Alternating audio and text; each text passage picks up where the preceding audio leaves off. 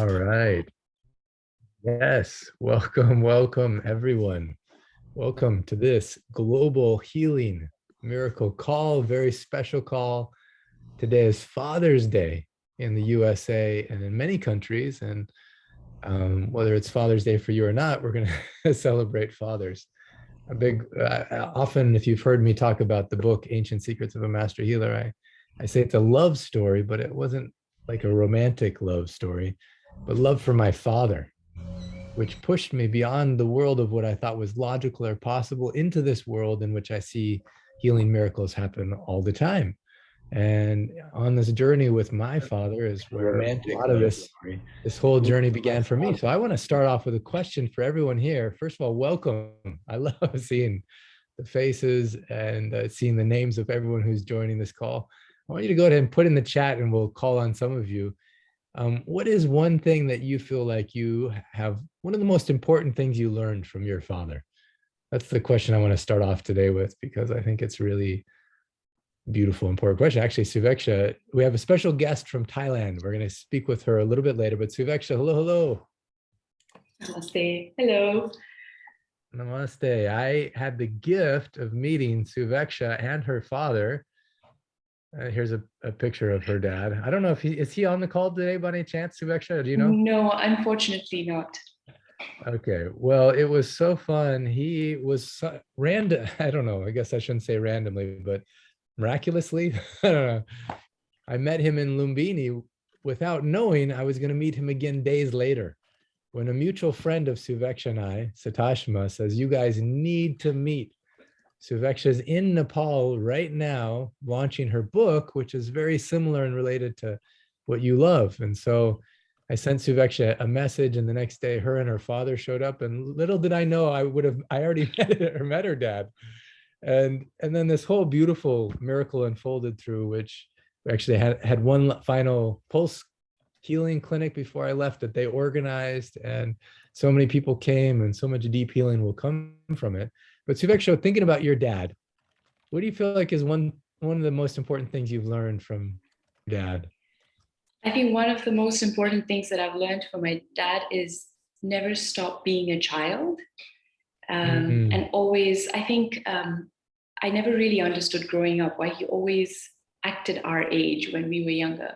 And I think that often in the past bothered me, but then now I look back and I think how important that is, and how it is good to have that innocence and that the wanting to learn more like a child does, to always keep that alive. I think that's like the biggest lesson I've learned from him.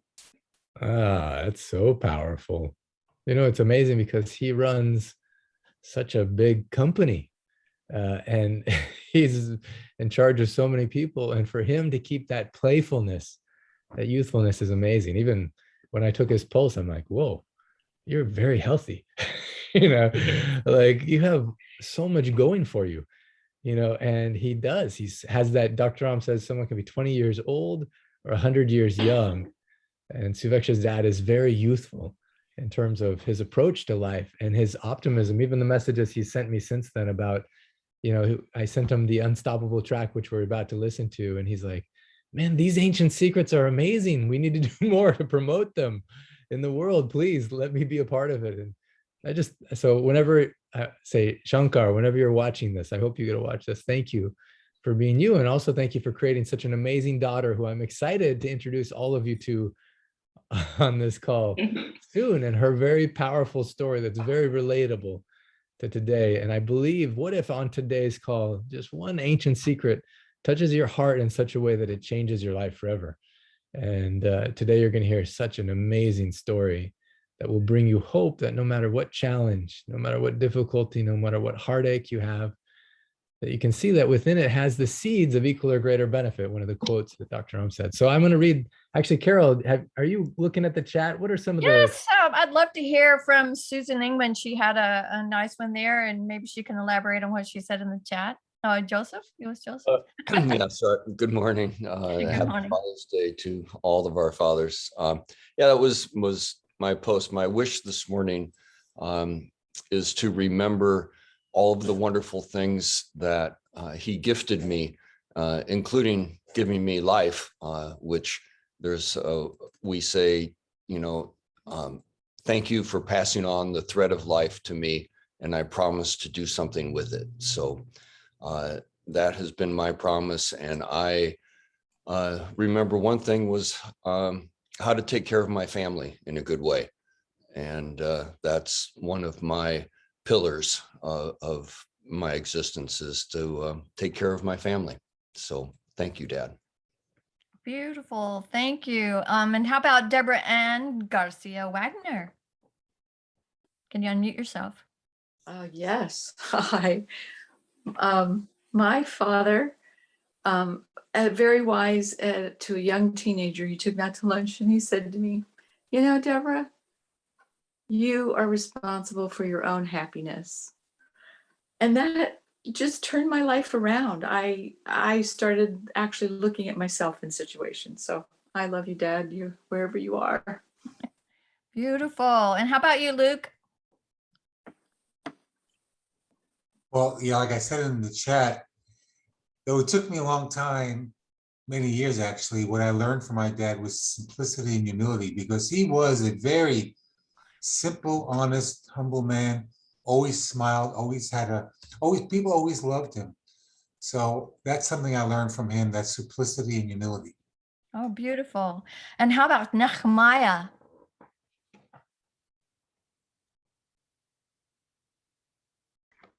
I didn't expect to be called again, but here I am. So my dad was bigger than life because I didn't know him. He died when I was 3 months old, but I know him very well. My dad was for peace in Israel, and he was called a traitor because he was trying to, with Martin Buber and other great people, to stop this war from happening. But when the war happened, he wasn't a pacifist. He went to defend my mother and me and Jerusalem. And he died while running back to a position to save a comrade. And I met him again in a regression experience as he was holding me as a baby in his hands, knowing that in premonition that he's going to die. And he said, Chemi, that's my name as a baby, I'll leave you, probably I'll not come back, but I'll escort you through your life. I'll come to you. And he did, until I met my guru, whom Smith and Aram knows very well, Baba Muktananda. And then they'd appear again and said, I delivered you to your guru, you don't need me anymore. That's the story about my dad. Oh, that's beautiful. Thank you. That's so beautiful. And I'm going to send I'm going to send Kevin the email I have, an email that is trying to connect two things, Father's Day and Juneteenth, whether it makes sense to you or not. Everything is hologram, and if they choose, they'll pass it to you. I'll send it probably tonight. Thank you so much for letting me speak again. For God's sake, I'm afraid I'll destroy the good impression you did first. You're a blessing every time you come. You're welcome every Sunday. So And grateful Krishna you're Naram here. is just coming in, Dr. Clint. Oh, good. Thank you so much, Nehemiah. I just want to let you know how welcome you are. I don't see that he's connected yet, so maybe we'll wait until he gets online. Let's see, Krishna, I don't know if you're in a place you can share your video at. We're just right now, for those that are just coming in, we're putting in the chat or sharing what's one of the most important things you've learned from your father. And sometimes it can be learning from their example good things, and maybe something you learned is something you don't want to do. I think some of us also have that experience. So Krishna, yay, joining us from Krishna. Are you in Dubai right now? Yeah. Hello, everybody. I love you and I'm with you.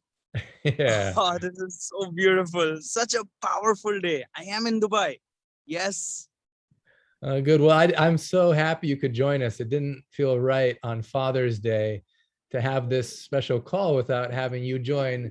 What do you feel? I know many of us have learned different things from your father, but what do you think is one of the most powerful things that you've learned from your father? I'll just let this car pass. Yeah, because I couldn't get the last part of your question. So what do you think Okay. is the most important, and it cut out? Yeah. What do you think is one of the most powerful lessons that you've learned from your father? That's an amazing question. It's, oh my God. Wow. Thank you, Clint. Thank you. Thank you. Wow. There are 81 people on this call. It's so beautiful. Everyone sharing what they learned from their father. This is powerful. Yeah. Wow. So what's the one thing that I learned from my father, which is the most important? This is amazing. So, can I share something which even it seems like a miracle? Absolutely. You can share It whatever is you a want to. miracle. Yeah, this is so close to me, and this is really a miracle. Now, coming to Dubai this time, for me, it's anytime I go to Dubai, not just it's something fun, because one of the first time I came to Dubai with Papa, and he showed me around. It was an incredible experience. But for me, Dubai also holds a lot of significance, because that's when Papa was returning from, when I got the call. And suddenly Vinay Bhai told me that your father has collapsed in the airport. We're rushing him to the hospital and nobody knows what happened. He was alone. And I was like, what? How can this be? What happened? What are they saying? And all kinds of thoughts started coming to me. Even I had to wake my mom up, give her this news, and then go to the hospital where they were bringing Papa. So he was coming back from Dubai at that time. And so for me, coming to Dubai always is one of the last places he was there. And this also held a lot of importance so that's the main reason. And so now coming back to Dubai this time, really all that came back, and it each day filled me with more emotion, more memories from what I loved about Papa, more of the things that he had taught me that led to this moment, which even felt like it was just orchestrated. It cannot happen. Led to that moment when I got that call that your father's collapsed. But everything led to it. And I was trying to see for the next few days that what's the benefit in this? What good comes out from this? I need to learn. Papa has always taught, look, there is some greater benefit, seed of greater opportunity or benefit in every heartbreak, every challenge. And I kept thinking, what is it? What is it? So coming back to Dubai, again, I began thinking that day happened and I was in a trauma. And I started missing Papa. I said, Papa, I wish you were with me. I miss you even now. I miss you so dearly. I miss when you pat me. I miss when you do this murmur to me. I miss when you say, I'm proud of you. Oh my God, what do I do? So it even went out of my mind. I didn't know it was Father's Day. I had no idea until yesterday. There was one post I saw. I'm like, Father's Day. When is it? Today, tomorrow? When is it? And finally, I go to sleep. And believe it or not, today about 9:30, I woke up quite late. And 9:30, I have a dream. So I wake up and I recollect, what was it? What was it? Something. And then someone says Papa's name. I'm like, what? I had a dream with Papa today on Father's Day. Suddenly, after 2 years, Papa comes back and he comes in the house and he enters in as naturally as if everything's okay. Nothing happened for 2 years. And he says, Krishna, I just returned from USA. I said, Papa, how?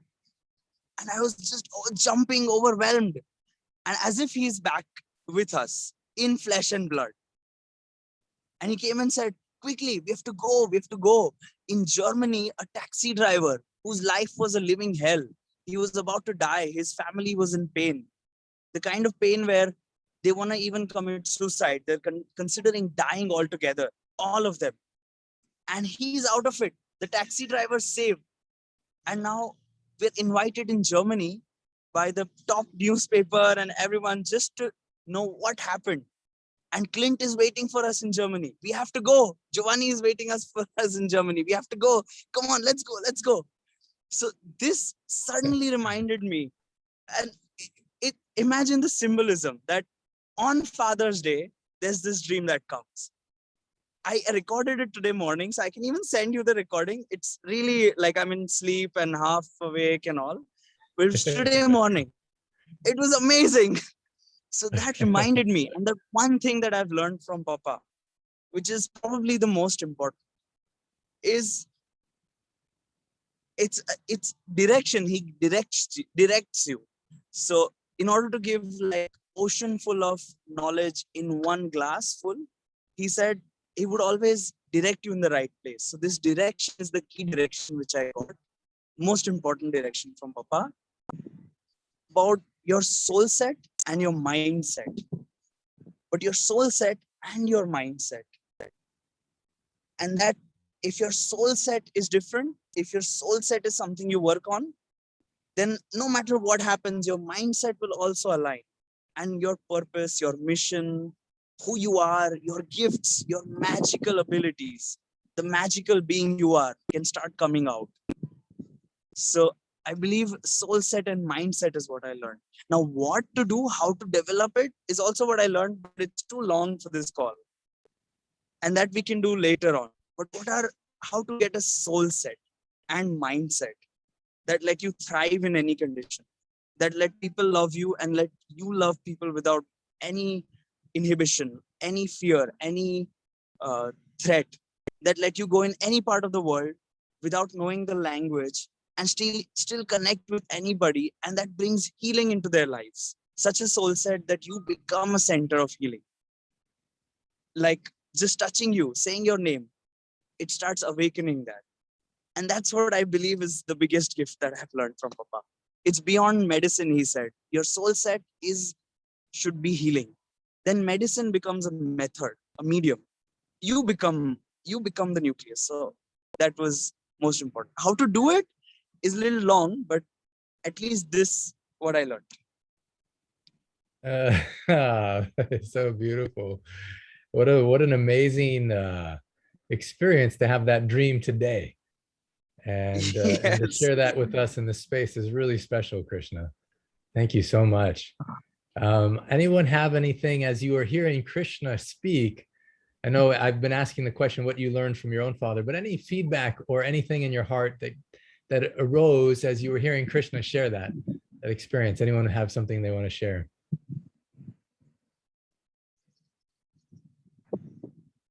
I would speak up.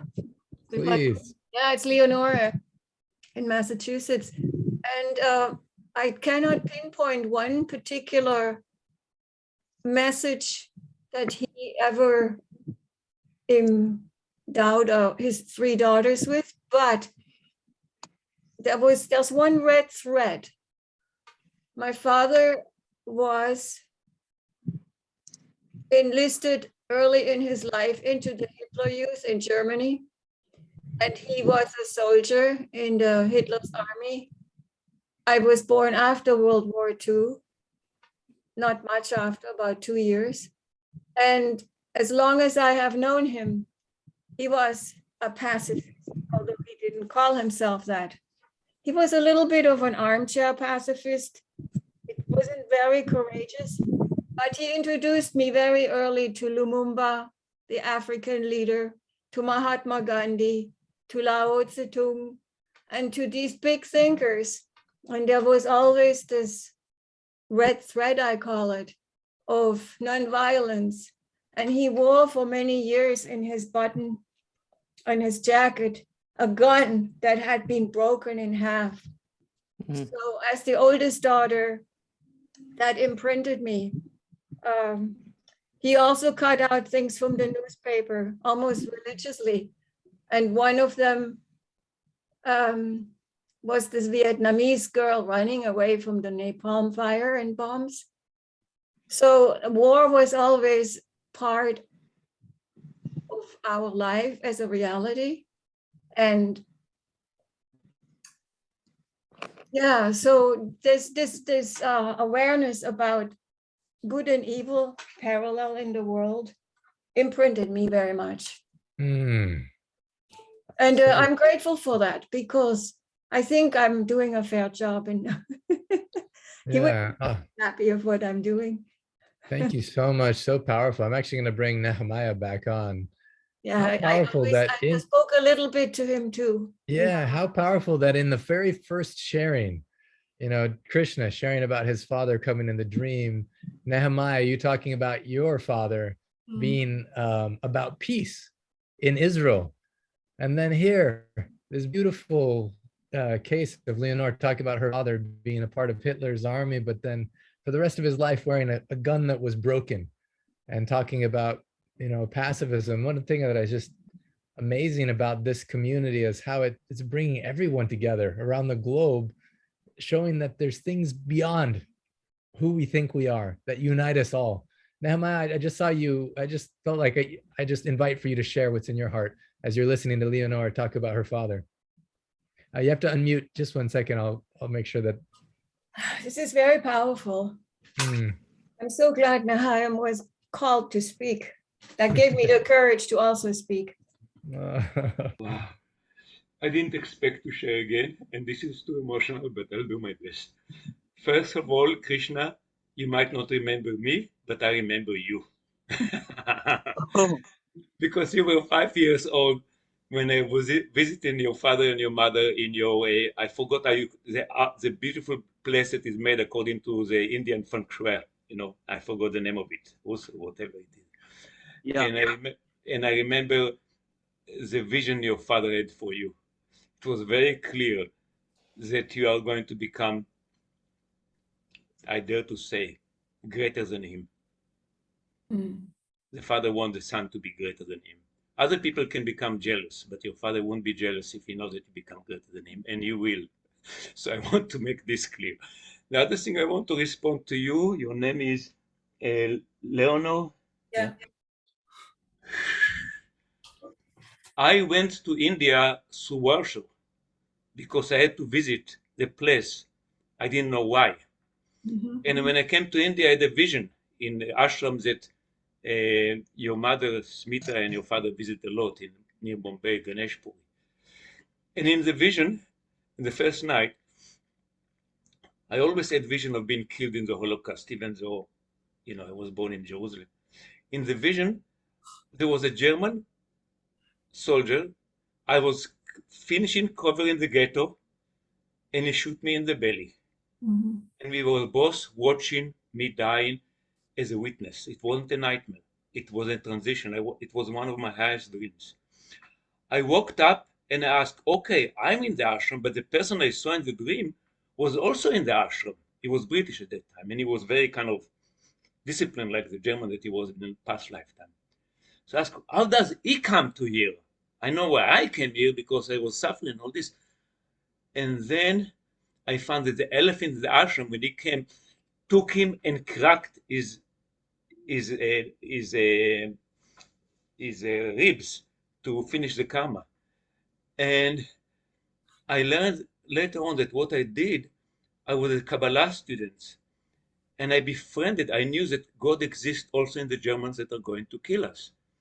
So I befriended one German soldier that was open to this message, and we became very good friends. I'm amazed that I'm sharing this. And we became very good friends, and we made a pact that he'll kill me last as I was covering the ghetto, and he'll not shoot me in the head, so we'll both be able to watch me dying. And that's what happened. So this is my experience, and I have no hate to the Germans or to anybody. And I know that people do what they do because they, as Jesus said, are ignorant. And everybody have a chance to learn. Even Hitler might come back as a high soul one day. Who knows? And last thing, Mother Teresa said that she had an Hitler in her, and I had done things in past life that I'm aware of that wasn't so nice. So we shouldn't judge anybody because we don't know. I spoke enough for today, for 3 days. Thank you both for sharing. Leonore, you had anything you want to share in response to that? Well, what popped in my head right away was my father didn't kill anybody. I think that might be true. He was in the communications. He was doing Morse code. And he spoke never about his experience. These men, I don't want to say, so many people say that when they speak. I lost my train of thought. This is very powerful. Thank you, Krishna. My father also didn't kill anybody, and they were killing Arabs. There was some cleansing. We have just learned it 70 years later. Everybody is crying and shooting, And my father, if anybody came to shoot an Arab citizen, my father would stand in the middle and say, "Shoot me first." He was like your father. He wouldn't let people kill. At least not kill citizens, Thank you, Krishna. Thank you, Krishna. Yeah. Thank you, everybody. Beautiful. Thank you, Leonore, so much for sharing. And thank you, Nehemiah, for sharing. Krishna, as you're listening to these stories, everyone has their own experience with their father. And also this day, this Sunday, we're talking about Atithi, Devo, Bhava.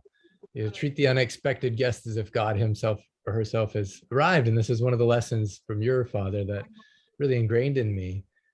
And it's amazing, actually, already on this call,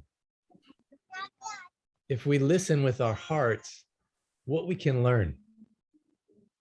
And actually, Krishna, with your permission, I want to go right now. Cornelia, not everyone had a father that was as loving as yours or as committed to your growth, or like Nehemiah said, your dad said to me so many times, his greatest wish is that you would become even greater than him. He would be very, very happy about that. And also he had that same belief about all his students, and actually everyone.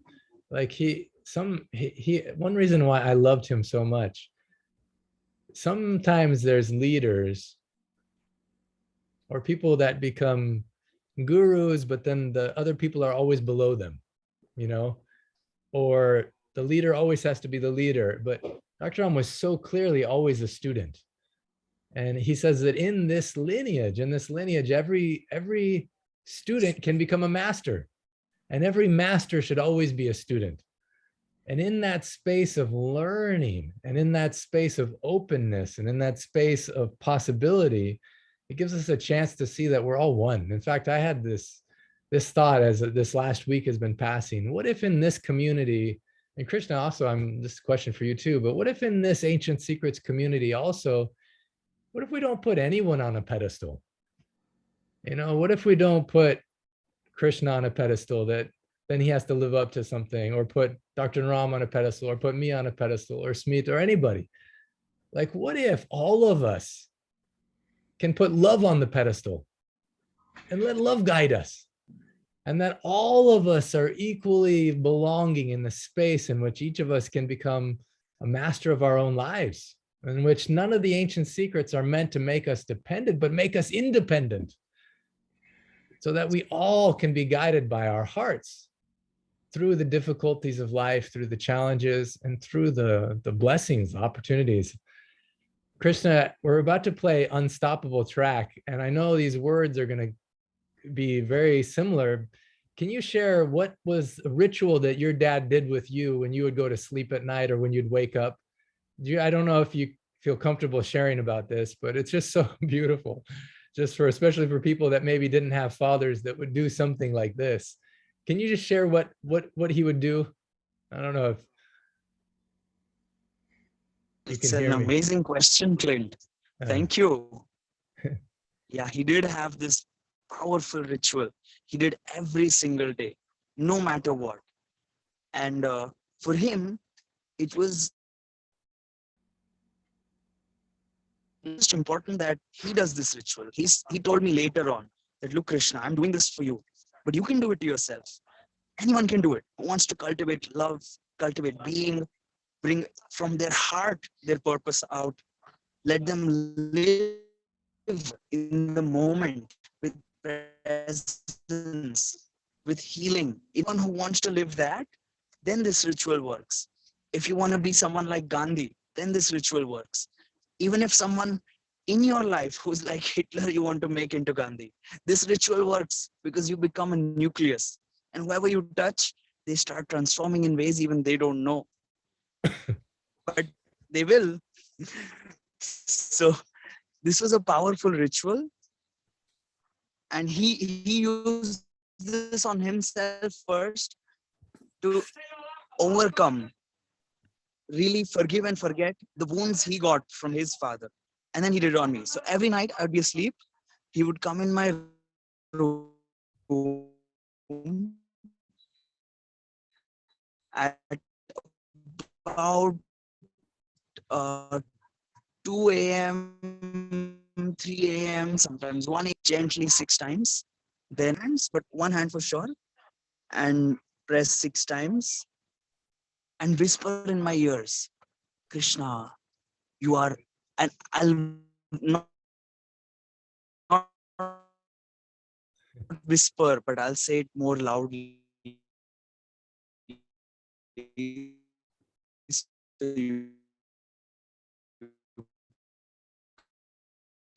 Krishna, it's cutting out a little bit. Is it cutting out for anyone else, or is it just me? Yeah, it's cutting out. Maybe you could write it in the chat if it doesn't come through, because I was like, oh my God, this is the most important part. Yeah, we You don't can want to whisper to your children. Krishna, I can do is. Okay, Krishna, it's cutting out a little bit here. Can you put in the chat? Can you write in the chat what it is? I'll share what I know as well for everyone. But Dr. Ram, every time he would come home, it didn't matter what. Is it? Yeah. And yeah, it's still cutting out a little bit here, Krishna. It's cutting out completely. Yeah. So Krishna, we're going to have you put in the chat. No, in just a couple of minutes, it may go. Okay, good. So we'll try and connect with him again in a little bit. Is it better if I switch off the It's not really video? very much better. It still is cutting out. Okay, Atithi, Devo, Bhava. I just want to say, Krishna, we're excited to hear this. I'll share what I know. So it's Dr. Ram, he was so committed to his work that sometimes he would come home at 2 a.m., 3 a.m., 4 a.m. I remember one picture Dr. Giovanni and I took at the end of a clinic. We're pointing at the clock. It was 3:30 and there was still a line of people, 3:30 a.m. So how do you become a father if you're so busy and in so much demand? But Dr. Ram was really clear on his purpose. He says more important than anything, because how he would always ask, what do you want? So soon I started asking Dr. Ram, what do you want? And almost always the top of his priority list was as a father. Actually, it was about his love for Krishna. And it didn't matter what time he got home, he would go to Krishna's bed and he'd press the marma points that Krishna was demonstrating. And then he'd whisper into his ear some powerful words that would help frame Krishna's sense of possibility with his life. And we're going to listen to that track of what Dr. Ram would speak with Krishna that we were so blessed to record with Gary when Gary was in India with us. And we're about to play it. But real quick, before I do that, Suveksha, I have I just want to check on your timing real quick. So Suveksha, are you okay to listen to this track with us before we interview you, or do you want me to interview you first? Because I know you have some time constraints. No, I think it's okay so far. So far, so good. So I can listen to the track. Okay, good. So just imagine for everyone, because I even see, Susan Engman says, I had a very difficult relationship with my father. He was quite wounded and I was afraid of him. It sent me on a journey to determine what heals. I loved him and it was painful for me. Thank you, Susan, for sharing that. I know that many of us have mixed experiences with our parents, with our fathers, with our mothers, in which we have a combination of so many beautiful things we can take. And then also most of them were wounded in one way or another. And so we picked up some of those things as well.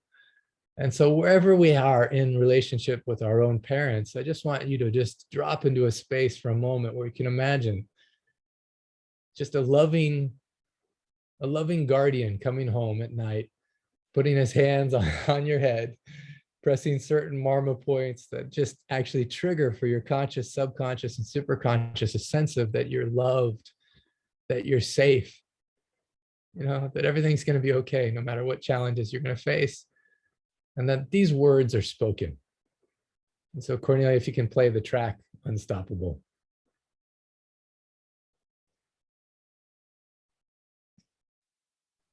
As you listen to this, I just invite you to close your eyes.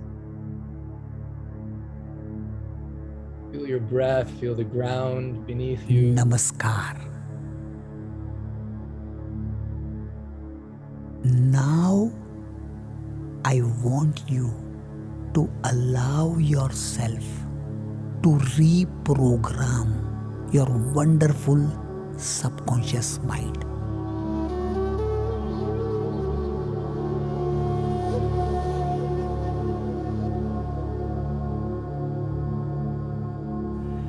Believe it or not, my master, who lived up to 125, said, you have all the right to become successful.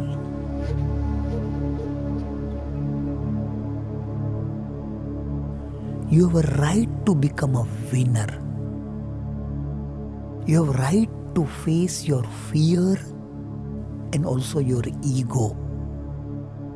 And that can only happen when you are coming from your own authenticity and your own being. And my master said that every day morning,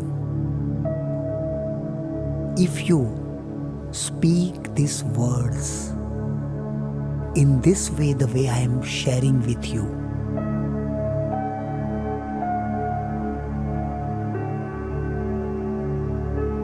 you become unstoppable. Everything becomes a new dimension. You become a magnetic personality. Success, happiness, joy, relationship, everything will come to you as if you are a magnet. Allow yourself to become that magnet.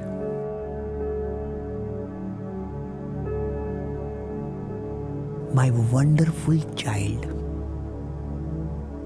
you are having powerful, magnetic, dynamic, loving, healing, and happy personality.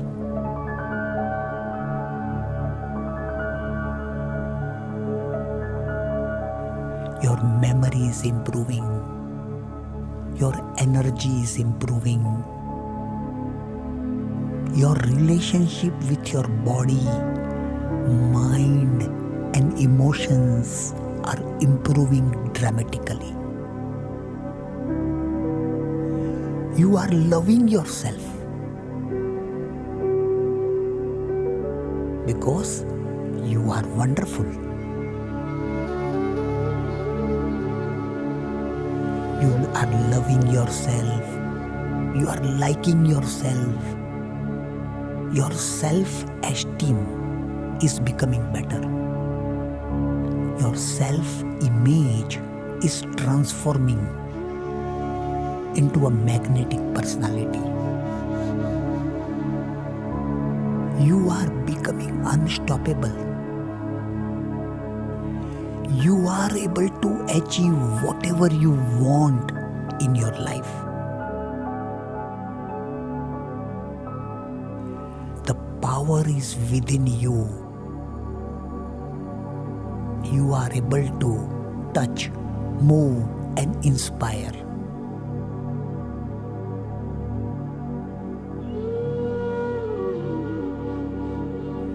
Your power is touching hundreds of people, thousands of people, millions of people. You are able to achieve whatever you want from now because you have got powerful, positive, magnetic, dynamic, loving, healing, and happy personality.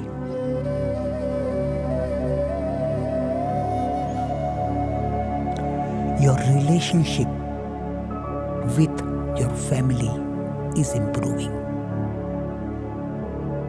Your relationship in your work is improving. Your relationship with your customer, relationship with the people around you is dramatically improving. Your choices are becoming clearer. Your mind is powerful.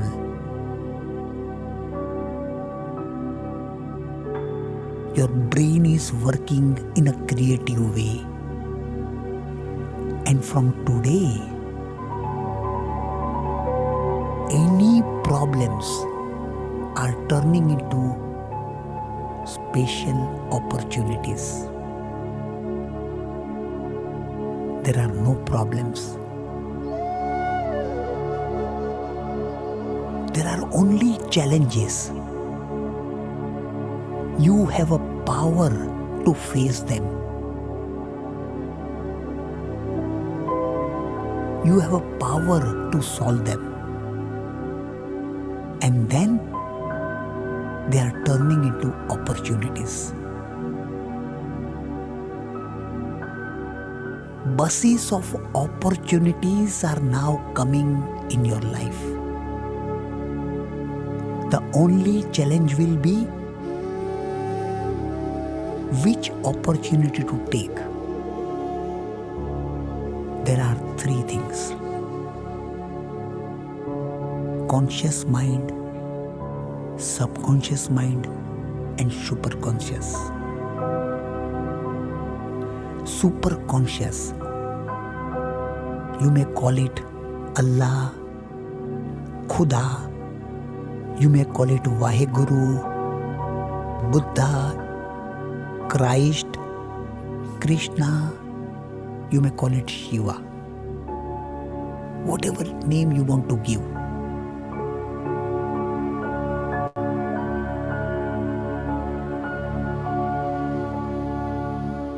That superconscious mind is with you.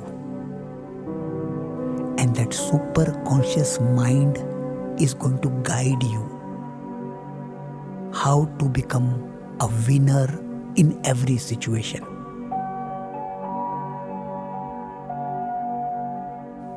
Things are improving. Your energy is coming from within. The power is coming from within, which in ancient secrets is known as Shakti. Now you are becoming a powerful Shakti. Shakti which has no problems, only solutions. Shakti which has only feedback, there is no failure. Shakti which can turn any challenge into possibility. You are a person of possibility. Everything is possible in your life. From today, you are becoming unstoppable, very creative, a person of possibility. Now start your day with new ideas and everything will be possible.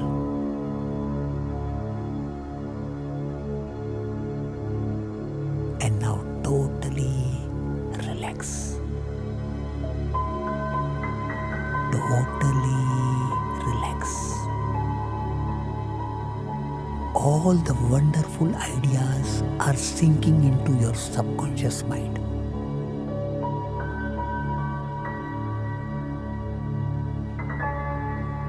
And then from there, you are coming out like a new person.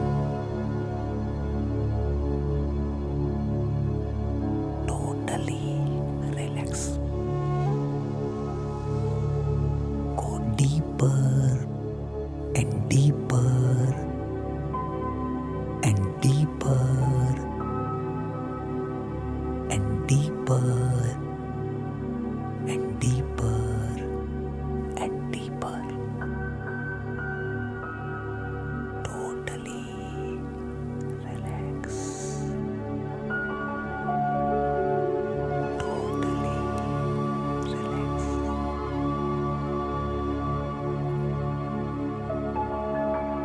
You are unstoppable. You are a powerful force.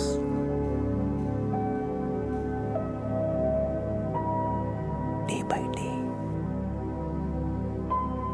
and in every way, you are growing better and better and better.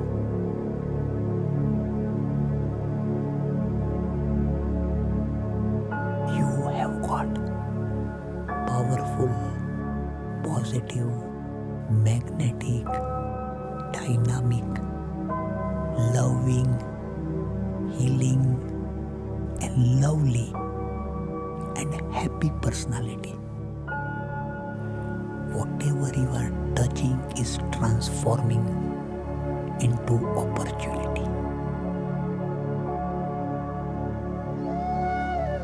I love you.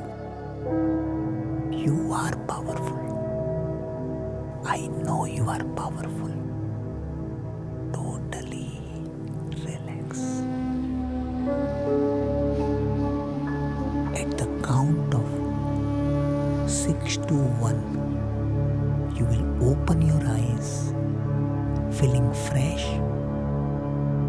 healthy, energetic, and unstoppable.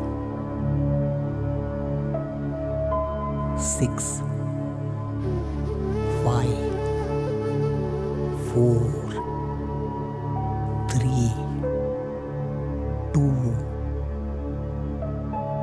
1.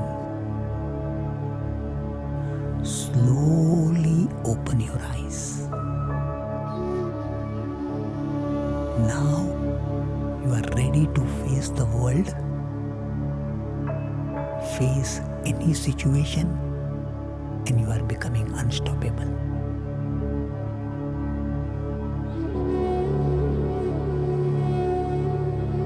I love you. Congratulations. Namaskar.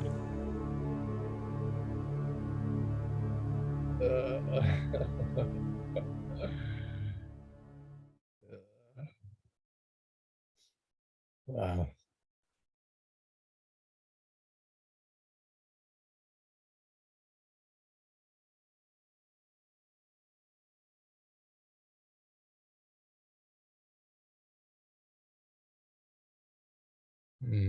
Thank you, Dr. Naral. I sure needed to hear that today. Feel like we could all leave the call right now and feel so edified and so blessed. And I'm so grateful for each of you, for your lives, for your choice to be here today, for your choice to face whatever is. Dr. Ram says there's no problems, there's just opportunities, you know, and that who you are can become unstoppable, that you're creative, that no matter what you face, no matter what is that challenge, that heartbreak, that difficulty, it has within it seeds of equal or greater benefit, especially when you learn to train your conscious, subconscious, superconscious to see things in certain ways, you know, where you can witness Atithi, Devo, Bhava, to treat the unexpected guest as if God himself or herself has come, whatever is that unexpected guest in your life. So in the Miracle Experiment experience right now, this week, we're focusing on that. And man, it's only because we're playing this game right now, and because this is what we're focusing on this week, otherwise would have probably demolished me. It's been one of the most challenging weeks in some ways. But then I think I'm actually here at my brother's house. My mom and I, we flew here and we're spending some time with my brother. This is a brother we would play video games with. When I was a kid, we'd always play video games all the time. And I remember in video games, you play a certain level and then you master it.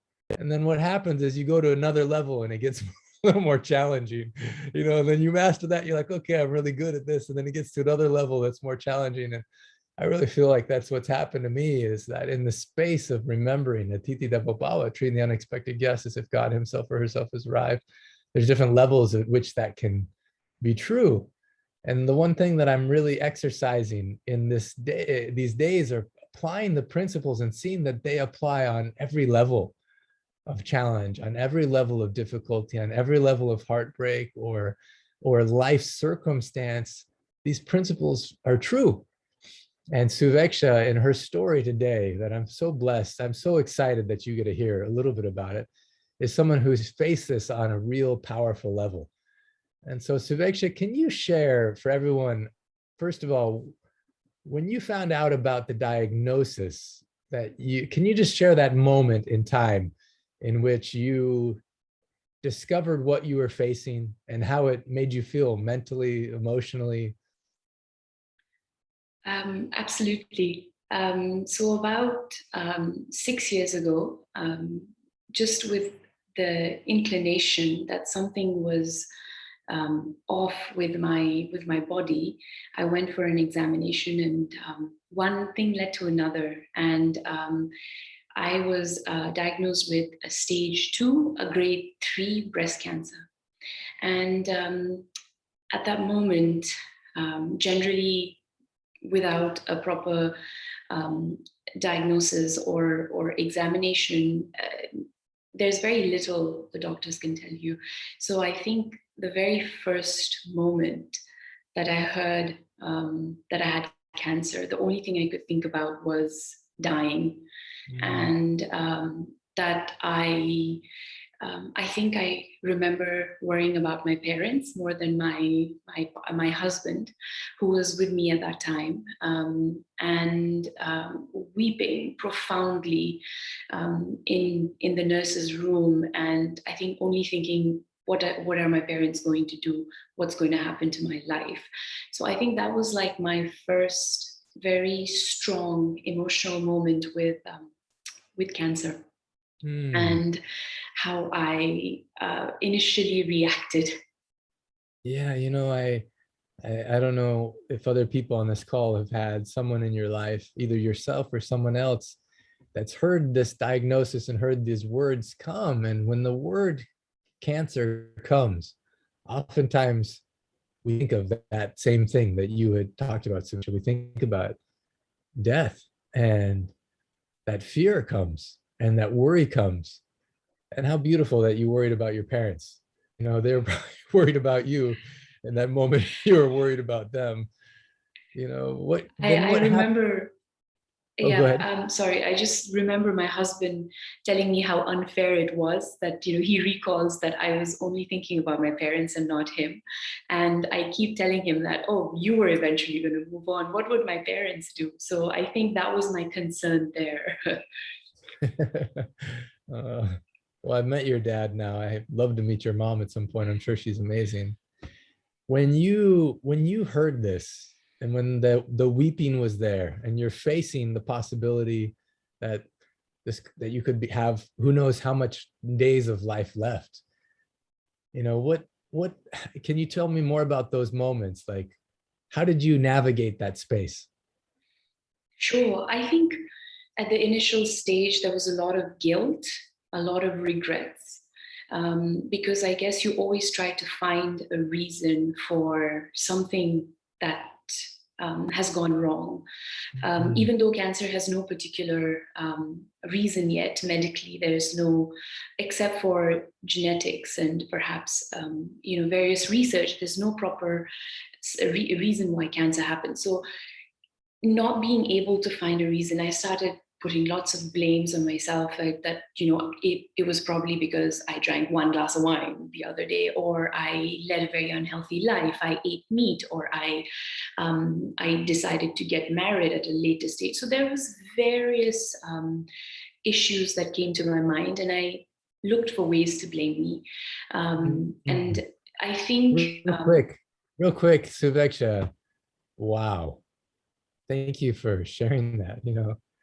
Like everyone on this call, you may not struggle with cancer, but when something that seems bad comes, does anyone else have that where you can't tie it to a reason, so then you start blaming yourself and looking for maybe something that you did wrong? I just want to see a raise of hands if anyone feels like you've ever seen yourself do that and trying to find a reason. Yeah, there's a lot of hands raised, Suveksha, so you really touched a chord in our hearts there, And our brain, sometimes we don't know the reason, but it searches for something. That's why I think the principle of Atithi, Devo, Bhava is so powerful, is because it gives our brain something else to do that's a little more healthy, that's, I say, much more healthy. Instead of looking for something to blame about ourselves or about something outside of us that caused this thing, it gives us a chance to say, okay, this is an unexpected guest. How is God showing up in this? How is the divine showing up in this? Okay, but before we get to that, Suveksha, you're going to share something else that happened. But first of all, thank you for revealing such beautiful, powerful, authentic experience. What else? I cut you off. What else were you going to share about those moments? No, not at all. I think it, of course, just like anybody else, I did go through a lot of emotions at that moment. But I also remember talking to my parents afterwards, after I had already informed them, because they were not with me. And so I informed them, and then having a conversation, and I remember telling them, saying that what has happened, and I unfortunately cannot change it. So I think I thought to myself that I have 2 options in front of me. One is that for the rest of the life, I can feel sorry for myself and feel that there was something wrong with me and the universe, perhaps things didn't go my way.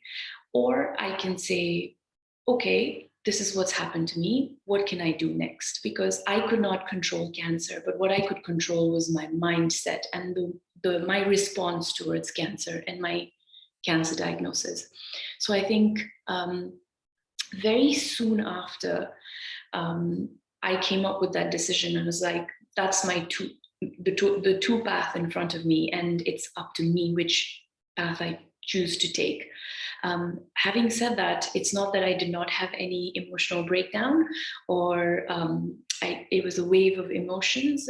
In fact, 3 years after my treatment was when I actually went and had to seek help, because I had anxiety and depression. So trying to feel as well as trying to see the options in front of me was what I told myself, and I told my family members as well. I said, this is the decision I'm taking, and I'm very glad that, and I remember saying this to my family member, I said, I'm very glad that I'm the only one in the family who's had cancer, and I think it's for a good reason, because I'm strong enough to be able to face it, whereas the other family members could not. So I was like, this is me taking it on for the whole family. I remember saying that very clearly.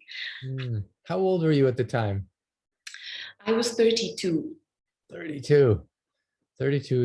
Amazing. I just want to pause for a moment again. And for everyone listening to this, she talks about that choice that came to her. And, one of the choices was just thinking she could be depressed for the whole rest of her life. Like I guess things didn't work out for me, and thinking maybe something's wrong with me. Maybe I did something wrong. What if, going into the what ifs and knowing you can't change it. You can't change the past or the present. That's there. but she had a choice about how she experienced life from there on out.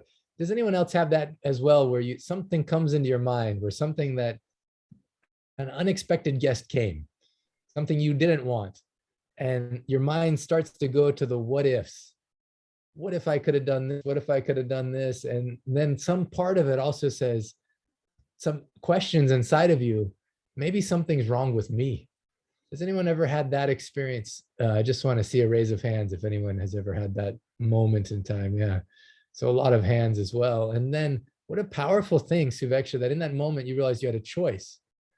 Can you repeat that choice again? Because I just think we should hear that again, and it's not like you make the decision once and then it's permanent, but I just want to hear that choice again. Sure. I remember the first choice was to be depressed, upset, and constantly try to find reasons to be unhappy and blame myself and the situation, or also feel how life is so unfair, the question of why me constantly. Or the second option was, okay, this has happened to me, what's next? What can I do? And a very powerful sentence that stuck to me around that time was, I have cancer, cancer does not have me. So my outlook to cancer and my experience in my life is what I can take control of. What you're reminding me so much of as you're speaking is, in the book Man's Search for Meaning by Viktor Frankl, he talks about the last of the human freedoms. And he was in, because the call started with talking about war and talking about Nazi Germany. And, he was in one of the concentration camps. And he saw so many of his friends and family die. And he saw in the concentration camp, everyone was stripped of everything they had. Their business, their title, their wealth, their family.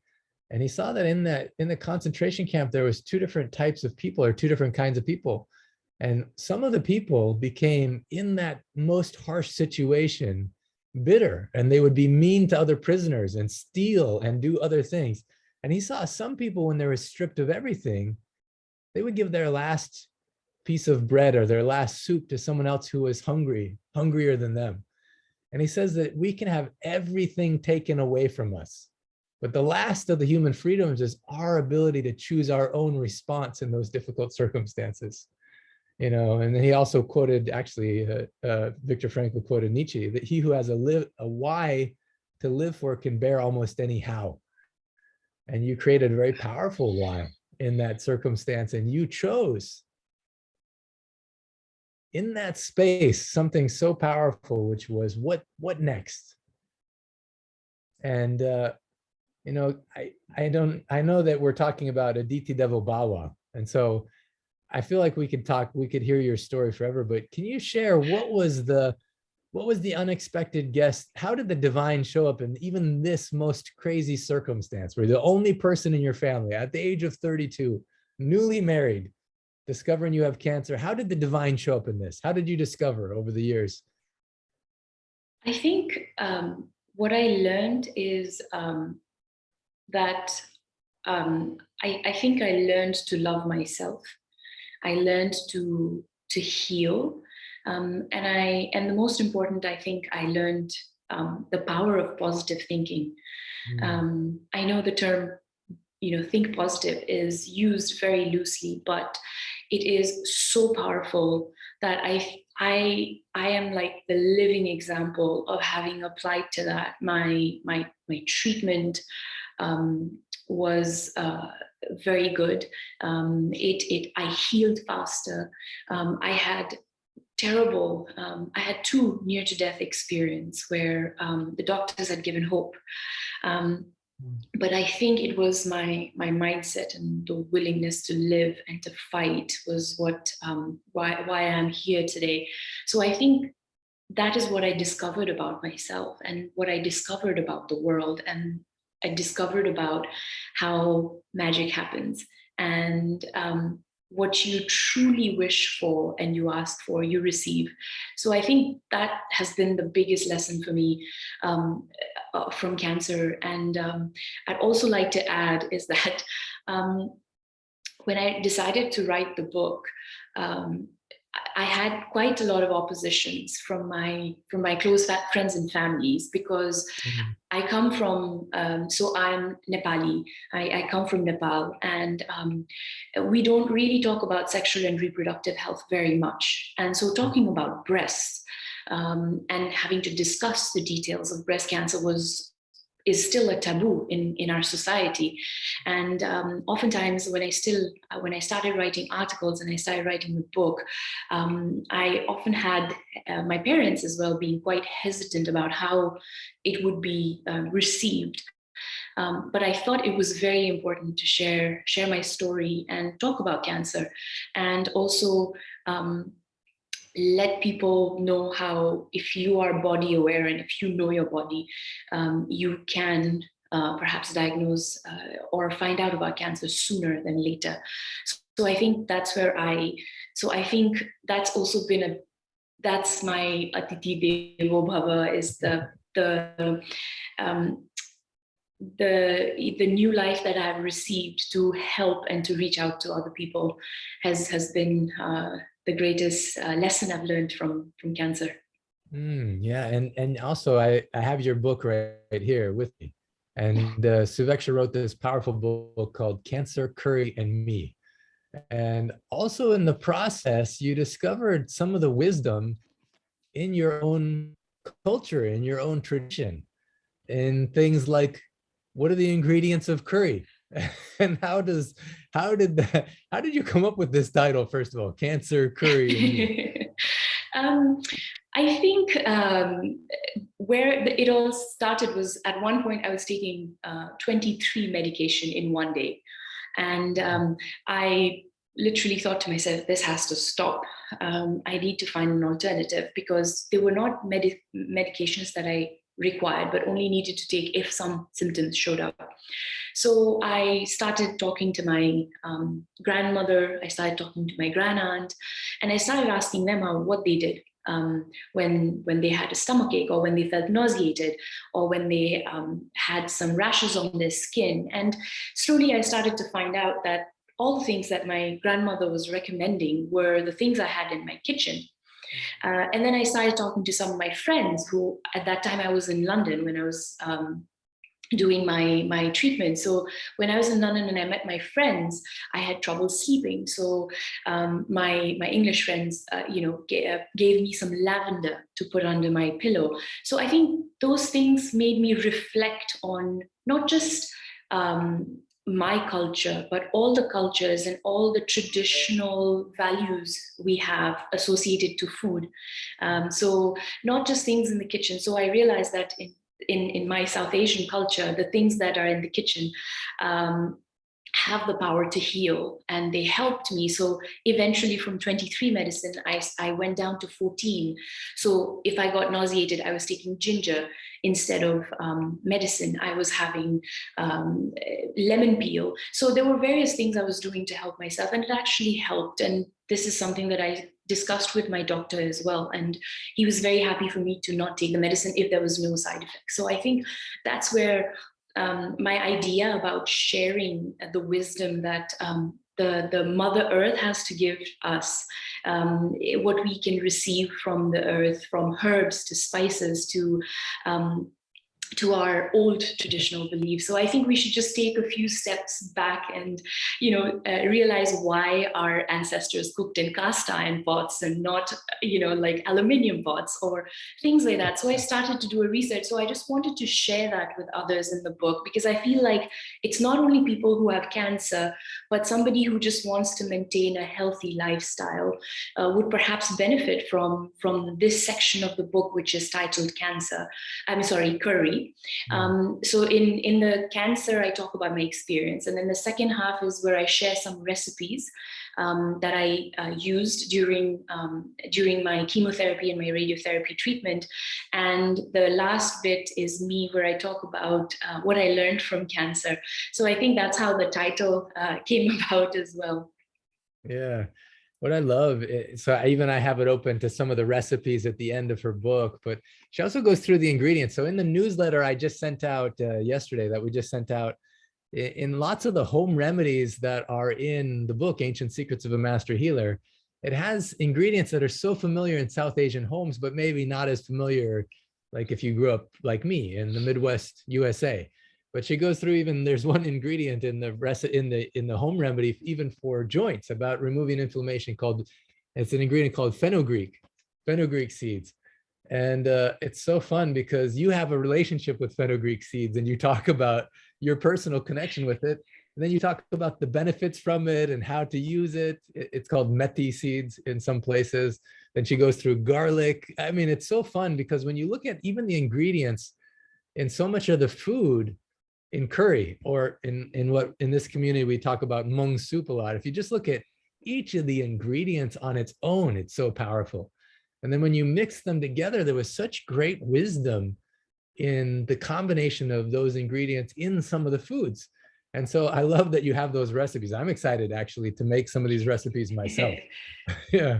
Thank you. So, and then what I love is that you found wisdom in your culture, but then also in your own culture, there was a taboo from even talking about breast cancer or even talking about cancer. How would this, and in your close friends and family, even some resistance about how will people view us? And I loved hearing your father speak about this, but what did you find that as you had the courage, so we have healthy things in our culture and sometimes we have unhealthy things in our culture. We have beautiful things our parents gave us, and sometimes there's unhealthy things our parents gave us. Things came from wounding. And as you had the courage to step forward, what did you find happened? I think that as I put my foot down, one of the first articles I wrote in an English newspaper was titled, "Let's Talk About Boobs." And it was my father who freaked out at the very first second he read boobs.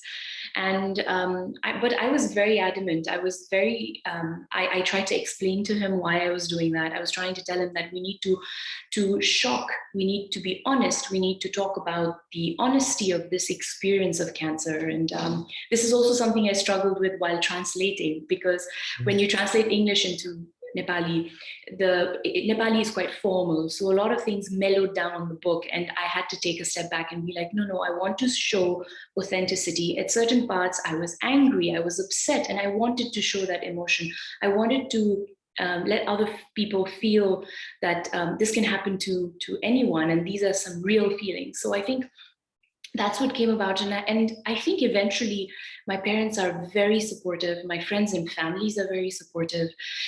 They are very happy for me to talk about breasts and various issues that are associated with breasts and health, sexual and reproductive health. So I think over time people see the importance, and I have been well received, but also, of course, in a greater scale. A lot of people also want to disassociate yourself from cancer, because I remember one of my after 1 year of my cancer treatment ended, I went back to Nepal to see families, and my family was very concerned because I had very short hair, which of course seemed like I had cancer and chemotherapy, and I lost everything and came back. So my physical appearance was very worrisome for families. And so I had somebody come to me, an aunt of mine, saying, "Oh, I heard you had that thing." I said, "That thing?" She's like, "Yeah, that disease. I don't even want to mention the name." So I realized how our society doesn't even want to talk about cancer and how they get scared and the fear associated to cancer. So I think that still exists.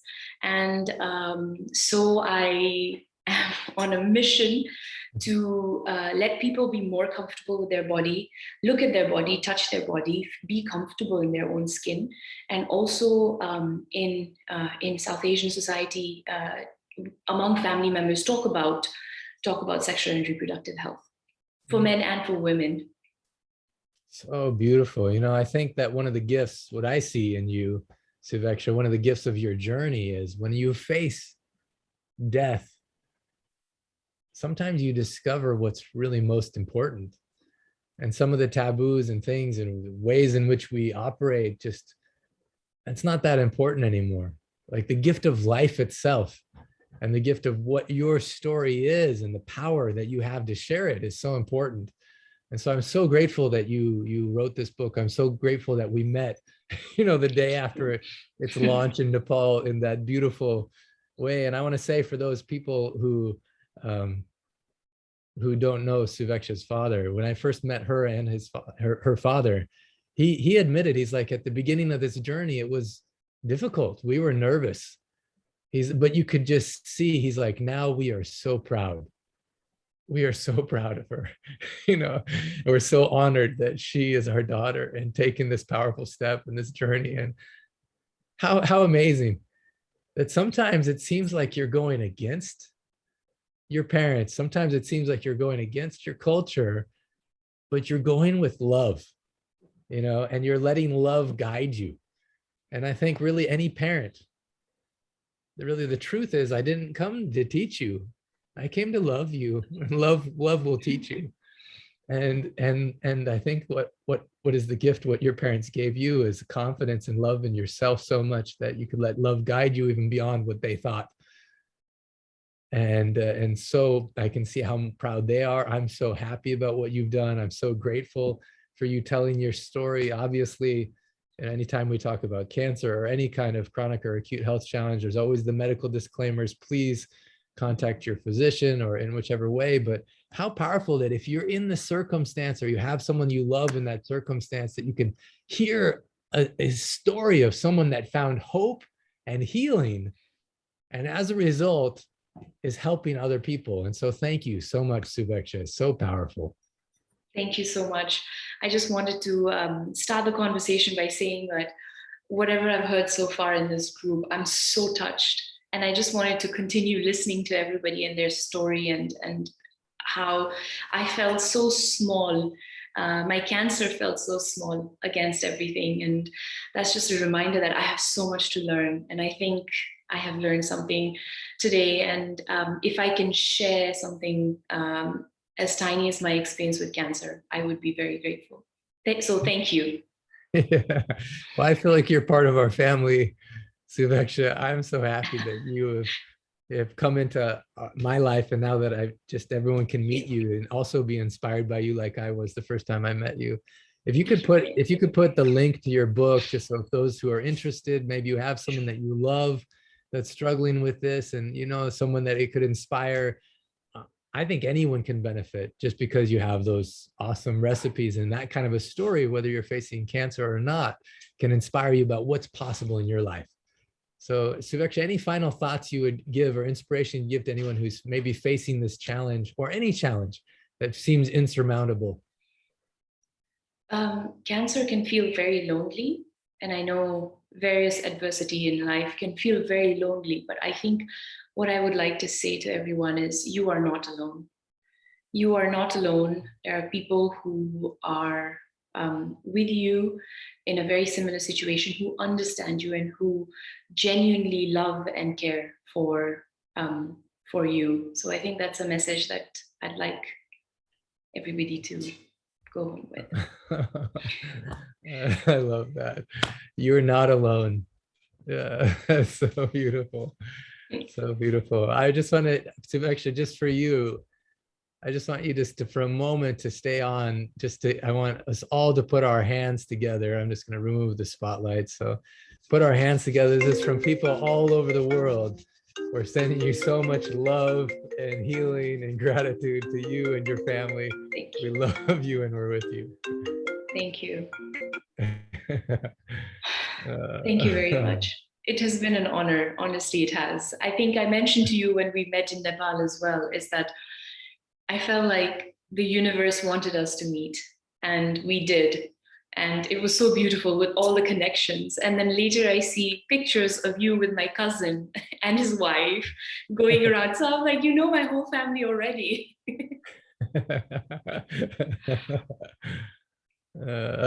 So powerful. Anyone have anything that from Suveksha's story that had triggered in you some insight, some realization some wisdom, something. You can unmute yourself. I just want anyone to have a chance to share anything that was triggered or touched in your heart as a result of her sharing. Belle? Well, I've been triggered and touched from the minute this call started this morning from Krishna down here to this. Really, I think the last piece of triggering is when she said that there are so much support. And I have had the honor of having transmissions from the only 3 immediate family members that I had: my brother who passed a year ago, and my father and mother. And somebody here was able to communicate with the other side. And really the takeaway from my brother is that there are legions of beings on the other side of the veil who are ready to support us and be with us, people we've loved and people who have loved us. So that's a huge one for me to just, get into kind of those corners sometimes and remember that there's people, not even people, beings, they've changed shirts. They're beings on the other side that are just anxious to come in and be part of the support team. So that really, I got touched by that, because I put in the chat, alone equals all one. And that was the other message from my father, which I actually included in the chat because his transmission was so enormous about our being all one, and that we're love and peace and compassion, and that the world is really unfolding for all of us who are here to be part of that shift and change. So thank you. It's just, from Dr. Naram, who I feel like came into my life, and then my father's transmission came into my life that blew me away, and yet they were saying the same things. And then I was born on Father's Day, 76 years young ago. So this was a special day, 76 years young ago. And I'm, grateful for fathers in the world. And the last I wanted to say is unstoppable, because we're listening to it every morning in the miracle experiment. I got early on, Dr. Naram had done this for Krishna. And so today, all those pieces came together that, it was a father's love speaking to all of us to remember who we really are and who we can be in our life by recognizing who we really are. So thank you. It's just been a magical time. And see you in Ashland this week, Dr. Clint. Yeah, I'm excited to see you. Now, before you go, Belle, one resource that is really fun that actually I believe was created by Jane originally was there's a WhatsApp group where you don't have to ever be alone. It's called the ASMH Love and Healing Group. Okay. And Belle, you just recently posted in there about Mary Holland, and because you're speaking right now and because we're all one, and if you could just share about her, and then we send her some love as well. And thank you. I'm putting in the chat the link for if anyone's not on that WhatsApp chat, you can join it. There's so much love, inspiration, support, encouragement that happens in that space. And so I just put that link there just so that we have it. So please. Thank you. Thank you, Dr. Clint, because I listened to the replay from the 1 year immersion because I wasn't able to be on it last week. And, you were going through, it was, anyway, you said Mary Holland from Santa Barbara, and it just made me smile. So Mary Holland from Santa Barbara has been a friend for the last number of years. We're in a miracle group every week, and we speak at some, early on the beginning of the week and share our miracles. And I invited her to look at this miracle experiment. She didn't know anything about ancient secrets. And she came on the global call a couple of weeks ago, just before it started. And she just, as I mentioned, she was called by Milo, who in my world is Dr. Naram, who went straight to his office when he got back to the clinic. It's like Milo called Mary into the miracle experiment. She immediately signed in on that Sunday, and it started the next day. And anyway, she's been so engaged. She's made her pot of mung soup and ordered all of her ingredients. and she's been listening to Unstoppable, and we've been texting, and she had surgery this week and it's so interesting. Again, it's a tie-up. It was taking out implants in her breasts that were not being happy and whole and healthy. And there was some possible lymph that were being affected. In the course of that surgery, which happened on my birthday on Thursday, she had a stroke. It occurs that's what it's called. So she really did go into quite a time of, we could call it crisis, or, a time of choosing, time, what is that time? She may tell us she on the other side. And she's come out of it some way. We don't know the extent of which the setback, but today I just got that, and I'd like to have all of us just rub our hands together and send love out to Mary Holland and Santa Barbara, and to anyone else on the planet who needs to have our love. This is Yeah, and it was so beautiful. You said that she had texted you the other day that on the morning of her surgery, before she went in, she listened to the Unstoppable track that we just all listened to, which is so beautiful. I know, it's let's put our hands together for Mary Holland and for anyone who's facing a big And challenge. she is unstoppable. Let me tell you, when you Yeah, meet Mary Holland, you'll get her unstoppability. we love you and we're with you, and you are not alone. You are not alone. It's so beautiful. Thank you, Dr. Clint. Thank you, Belle. Suveksha, I hope you get a read in the chat, because you're getting so much love poured into you from so many people who are so grateful for your story being shared. So I'll share some of those in a moment, but I want to go to Cynthia. Cynthia, I'm just so grateful you're on this call, and I want to hear what's in your heart. Well, thank you so much, Dr. Clint, and thank you, everybody. Suveksha, oh my goodness, just exactly what I needed to hear. I take care of pediatric and adolescent and adult patients. I'm a psychiatrist, and oftentimes young people don't want to talk about the really taboo, embarrassing things, and it's so important that we do talk about them. And oftentimes it's really taken, gosh, I'm just like so filled with emotion. That little bit of connection that I bring in to Divine Source to really just be able to have those hard conversations. So thank you for being a leader in that.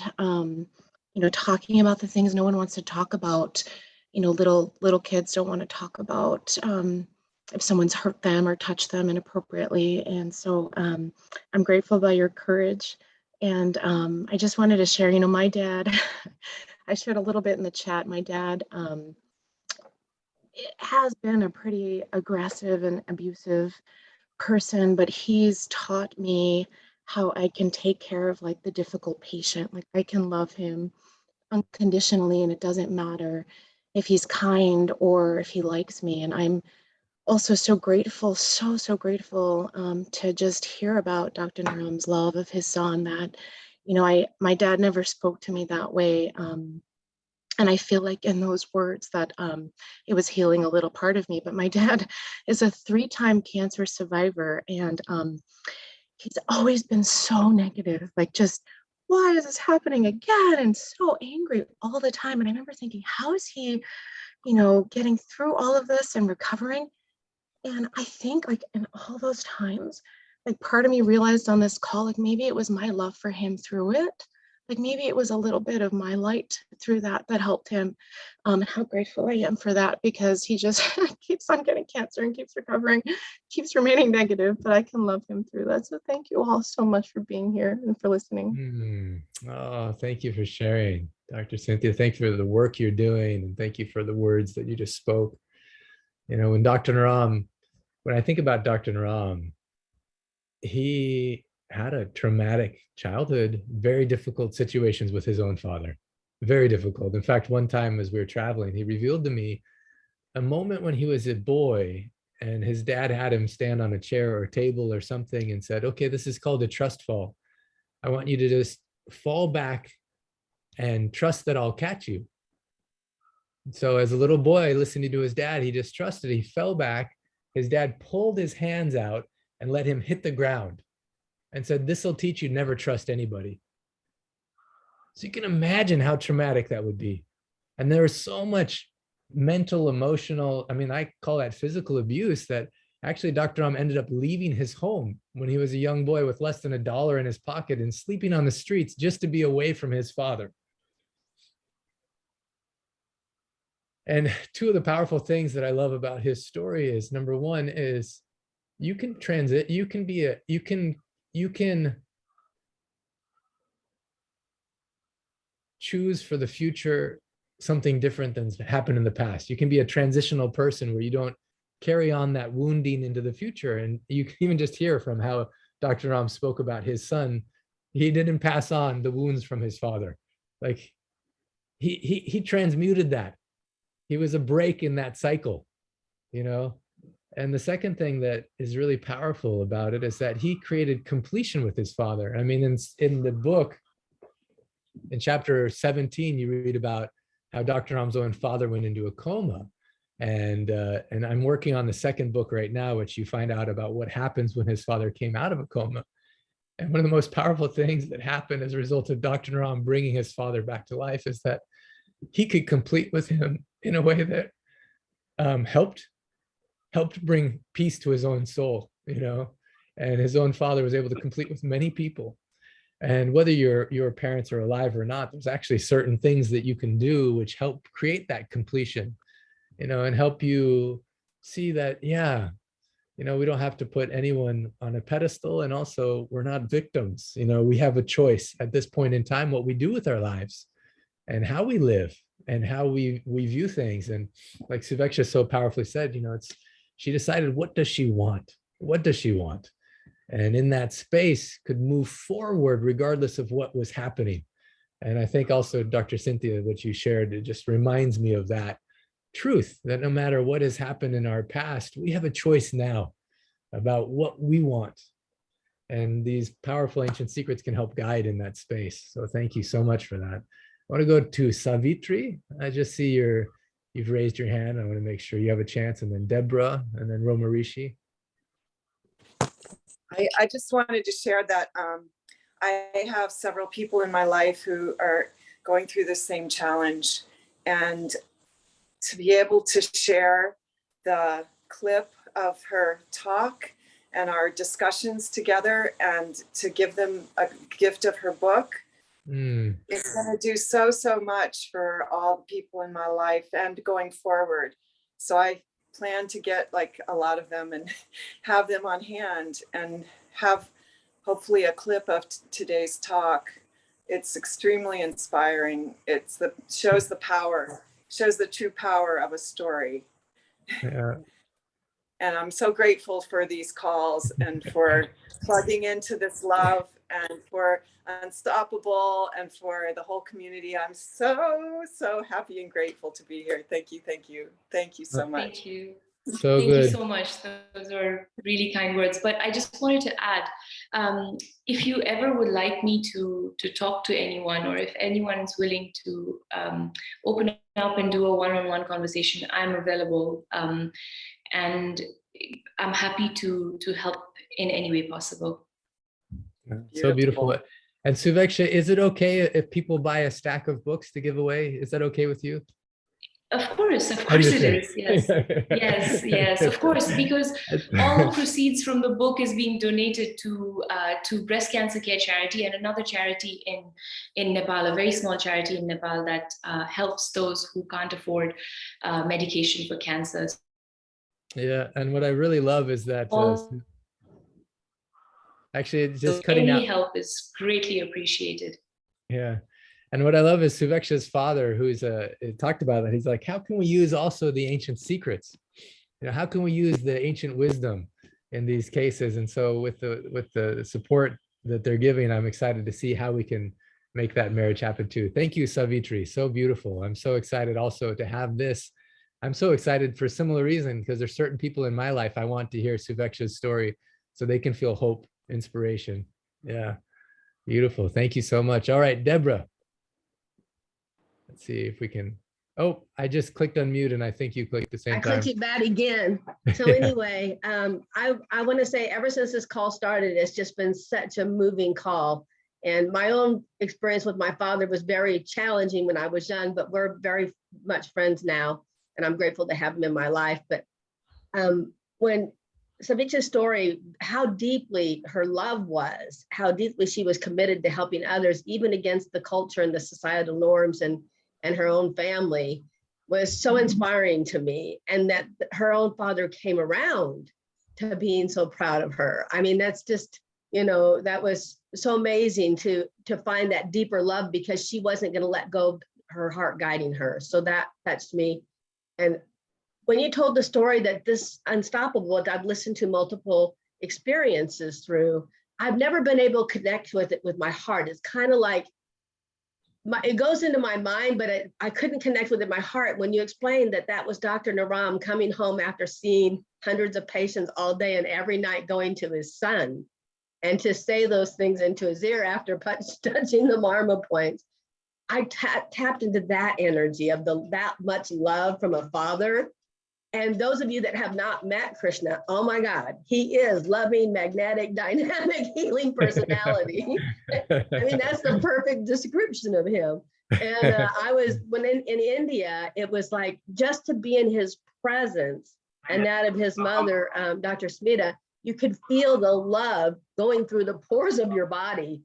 And I didn't know how much of that came from the love of his father and that commitment to doing that for every single day for his son.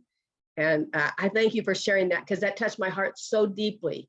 And it was the love that connected me to this group in the first place. And that was really deep part of that. Oh, so beautiful. You know, speaking about unstoppable, we just had the Ancient Secrets Unstoppable celebration.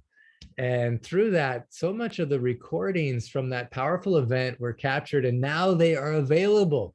And so before we go to you, Romarishi, I just want Cornelia to share, because we're going to make a transition pretty soon into the Miracle Experiment groups in a couple minutes. But Cornelia, can you just share about what's available right now and how people can access that for a short time? Yes. We decided as the team that it will be, because initially we said it will be available until the weekend. And then we realized we have like 20 hours or plus recordings from the 2-day event. And we are going into a kind of a summer break. So a lot of our calls are not happening. Only the Sunday call is happening, and then for those people who are in immersion, the calls will still happening. So we decided as the team that it will be available for everyone until the 31st of August. And all the videos are now uploaded onto Kajabi, and I put the link into the chat right now, so you can go on the page in Kajabi. Everyone who is already on Kajabi, because you are part of one of the courses that we have there, you just log in and then go to the store, and then you can buy it. Everyone else can also then go, when you are on that link, go to the store at the top menu, click then onto the Unstoppable. It's free, and you just sign up for it, and then you will have access to all the recordings from the main room, as well as all the breakout rooms. So everything is there, and for you to enjoy. And then after that, only the people that have paid, gave donations for the event, they will have lifetime access. Which of course, if you don't have that done, you can still donate, and then you can have all the recordings for the rest of your life on Kajabi. So beautiful. Thank you. What a great way to immerse yourself in inspiration, in hope, in possibility. And when you listen to these recordings, man, it's just so powerful. So thank you, Cornelia. Thank you, Andrea. Thank you, the whole team that put together that event that will continue to inspire many of us as we listen to those recordings. Thank you for that. So grateful for that. I'm also going to put here, because many people, if you have your own personal health challenge or struggle, you wonder what to do. I'm also putting again the link to the consultation, where you can book a consultation with one of the Vaidyas or doctors in India that can help customize the ancient secrets to you. We're also working to have it in multiple languages. So I'm so excited. Actually, when I got home to the US, I was able to open one of the boxes, and my book in Spanish had just come. So I'm just happy to have the book in Spanish. Then also the book in Farsi. Talk about Atithi, Devo, Bhava. In Farsi, you read instead of the book opening up this way, in Farsi, it opens up the other way, and you read the other direction. And at first, when the books came from Amazon, it opened up this way, but it was printed the same way as always. So I'm so happy to get the book now where it actually reads in the correct way. So Afsena or Dr. Susan or Mojda, I'm just so happy to show you that now when you get the book in Farsi on Amazon, it reads the correct way. So thank you. Thank you for all the translators who put so much love into making these ancient secrets accessible in so many languages. We're about to transition soon, but real quick, I want to go to Roma Rishi, and then I see Nehemiah also, you wanted to share something too. So Roma Rishi. Right. I just wanted to thank Suvekchya, her message, the wisdom that she shared with us from her experience came to me at exactly the right time. I had to have a test the other day. It's called a PSA test. And it's likely that I will need to have a prostate operation. And everything she said came to me at the perfect time. And right now, Tara and I are faced with incredible challenges, probably the most of our entire life. This is the last day living in our home. Tomorrow we drive to Mount Shasta, where we're going to see you, which we're overjoyed that we're going to go to the Pulse Clinic. And we've been looking forward to that for so long. But when we get to Shasta, we're going to be living in a tent on the mountain. And that's something that we could be very depressed about. We could be thinking, we've lost our home, we have nowhere to live, we have to live in a tent. But I absolutely refuse to be depressed about anything that's happening to us, anything at all. I see it all as a gift. And, you know, there are many people that would dream of being able to drive across the country to go to Mount Shasta and be able to camp out. And we're going to be living that dream. And we'll be surrounded by nature and animals and beauty, incomparable beauty. And so I'm taking everything as Atithi, Devo, Bhava, and being grateful that we're alive and that we've discovered the ancient secrets and that we can be part of this call every Sunday. And we can still do that living in a tent on Mount Shasta. So, Clint, we're so happy to see you when you come to Mount Shasta. And I know I was talking to our dear friend Savitri last night. She lives on the East Coast, and she was saying that she really wanted to go to Mount Shasta for the Pulse Clinic, but it's just too much for her to travel, and she has a cat that's sick. I said, ask Clint if he's going to come to the East Coast. And so when she was talking to you a few minutes ago, I was like going, Savitri, ask him if he'll do a Pulse Clinic on the East Coast. So anyway, thank you. It's all God's blessing. Everything that happens is the divine intelligence manifesting opportunities for us. Thank you. Thank you so much for being a reminder of it. I am putting in the chat also for those that want to post or be updated about when there's a Pulse Clinic in your area. You can fill out that form. Monica, again, all the tie-ins. Monica she's been very publicly on Facebook, on Instagram, posting about having her breast implants taken out because she just realized she had so much more self-love that she didn't need this to be a part of her life anymore. And she was sharing the whole journey. She's actually going to be sharing maybe on this upcoming Sunday call about that. And out of love, she became my executive assistant, and she's the one organizing in a few months. Well, I'll be coming to the East Coast, Savitri. And so she's the one that's organizing the whole thing. And so looking forward to hopefully see you there. Romarishi, thank you for being a powerful example of really exercising Atithi Devo Bhava. It's no accident this happens in the space of the miracle experiment experience. And I myself am facing it. And I think of you, and you're my inspiration. And now I'm so happy Suveksha is inspiring all of us as well. Nehemiah, some words from you before we're going to go into a breakout room soon. For those that are part of the miracle experiment experience, we want you to stay on the call, and you'll go into your breakout room where you'll have a chance with your miracle group get to dive deeper into what is this, what is the miracle experiment experience, and how do you see and apply Atithi Devo Bhava in your life? So first of all, Nehemiah. Wow. Can you hear me? Yeah, we can hear you. I'm going to be extremely untypical to me. I'm going to, for everyone, and maybe express everyone, and for the love, the divine love that speaks to everyone, I want to say only 2 words, which is very untypical for me. But I'm going to do something very typical and to say them in 5 languages. Thank you very much. Toda rabba. Dankishe. Shukran. Shukriya. Dhanyavad. Mucho gracias. Thank you, Nehemiah. So good. As you were speaking, I saw Lawrence. Your video popped up, Lawrence. Any final words you want to speak on this Father's Day in the space of this healing environment?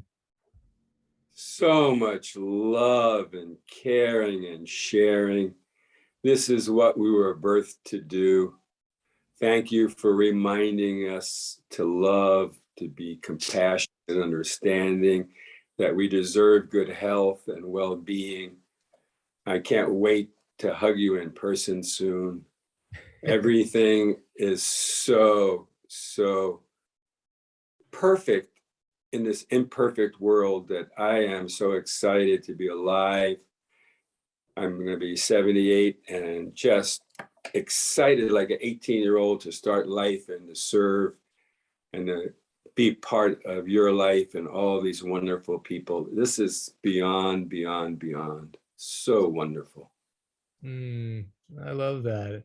I love that at the age of 78, it's like my new life is starting, and what if for Roma Rishi, for myself, for anyone on this call, Suveksha, we can look at that. It's like we've given every morning we're given a fresh start at life. And in that space, we get to choose.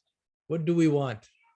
And how do we respond to whatever is coming into our lives? So thank you for that, Lawrence, for that powerful, beautiful reminder.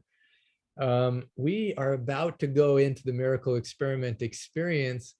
So, but before that, just to transition, I just wanted to, since Krishna was on the call and it was together with Krishna that we came up with this tradition, just rub your hands together, and to everyone all over the world, whatever situation you're in, you can just unmute yourself and say, I love you and I'm with you. I love you. I love you. And I'm with you. I Love you and I'm with you. I'm with you. And I'm with you. Love you and I'm with you. Love you and I'm with you. Love you. Love you. Love you and I'm with you. You and I'm with you. Love you, Robin. You and I'm with you. Tina, love you, Mia. Love you, Esther Francis. Love you, Grace. Love you and I'm with Love you, Harvey. Love you, Deborah. Love Charlotte. All of you. I love you, Jimbo. Love you, Heather. Love you, I'm with you. Deborah. Susan, love you, You and I'm with Roger. you. Love you. I love you.